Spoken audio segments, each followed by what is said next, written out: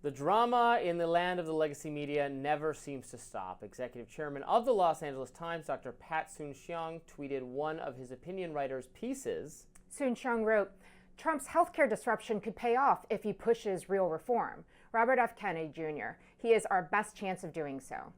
There's a problem, however. The tweet has a community note under it that reads, the author of this article says that the LA Times edited out his clear opposition to RFK Jr. without his consent and gave it a headline which directly contradicts the point he was trying to make. So what happened? The opinion writer for the LA Times named Eric Reinhart first told NPR that his editors tweaked his piece in a way that portrayed Kennedy favorably. This was not his intention. The executive chairman of the Los Angeles Times, Dr. Pat Soon-Shiong, has not been afraid to publicly showcase his recent support for President Donald Trump's pick to head Health and Human Services, Robert F. Kennedy Jr. For instance, in a tweet last week, Soon-Shiong wrote, I had not met Bobby Kennedy until a few months ago. The more I got to know him, I truly believe he has the American public's best interest at heart. I have worried about toxins and the cause of cancer my entire career. As a physician and scientist, I really hope he is confirmed tomorrow. During one of Kennedy's hearings, he also wrote, the grandstanding happening from Senator Warren is why Americans are so tired about our politicians. Currently, Reinhart's piece is titled, Opinion, Trump's healthcare disruption could pay off if he pushes real reform. Reinhart, however, told NPR he had pitched a totally different headline. He wanted, Opinion, RFK Jr.'s wrecking ball won't fix public health. Reinhart is also claiming they edited out a sentence where he critiqued Kennedy's quote. Egomaniacal disregard for scientific evidence seeks to use the law itself to inflict preventable death on millions of Americans. Even weirder, however, is the fact that in 2022, Soon-Shiong opened a $200 million vaccine manufacturing facility in South Africa, where he is from. The LA Times ran a bunch of headlines during the COVID era that was very tough and critical on those who refused to get vaccinated. Journalist Ashley Rinberg wrote a piece on Soon-Shiong in late January stating, by flipping the editorial stance and cozying up to Kennedy, Soon-Shiong is creating an opportunity to transform the LA Times from a reputational liability into a point of leverage. As an owner of the sixth biggest U.S. newspaper at his disposal, Soon-Shiong can play Big Pharma's media game far more effectively than Pfizer and Johnson & Johnson.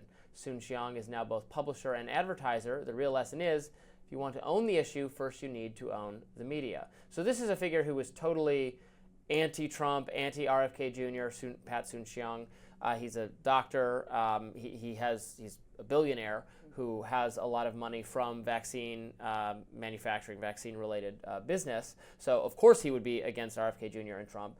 But he has recently decided that he wants to get on their good sides, which is why he ordered the LA Times, the paper he owns, a paper that previously was among the most vehement supporters of vaccine mandates, of just wildly, in my view, myopic pro-force vaccine coercion, has now totally changed his tune because I think he's hoping that he can get Robert F. Kennedy Jr. on board with the kind of new vaccine technology he has a significant financial stake in. So not someone to be, this is a fair weather friend to MAGA is what I would say. And I guess he just changed the headline of a writer who had written an anti-RFK Jr. piece just to be pro-RFK Jr., which, you shouldn't do. I always blame when there's something wrong with my article. I didn't write that headline. I didn't. I did probably write the headline. Well, look, this is the ongoing discussion we're having about the importance of the free press. And that, to me, also includes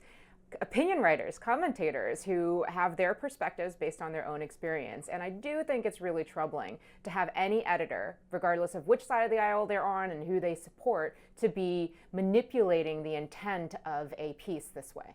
Yeah, now it's owned by him. It's his paper, so sure. It's the free press needs to be important, needs to be independent rather in order to stay important. But of course, every newspaper or TV show or whatever it is owned by a private owner. I think it's better when they don't overly exert influence. I think it makes them look a little thin-skinned or heavy-handed to be guiding coverage. I felt that way about Washington Post not doing an endorsement of Kamala Harris. I think the endorsements are silly anyway. They don't motivate anyone. Like Washington Post readers, subscribers know that the paper is ideologically in the tank for Kamala Harris and Joe Biden. So it's not surprising, and you almost create more of a thing or a news cycle about this by saying, no, you can't do that.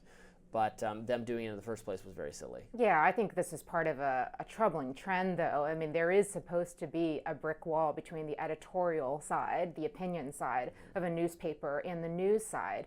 And at the Washington Post, we saw a lot of flight. You saw a lot of legacy journalists with lots of experience moving on to other adventures, some out on their own. And Jennifer Rubin.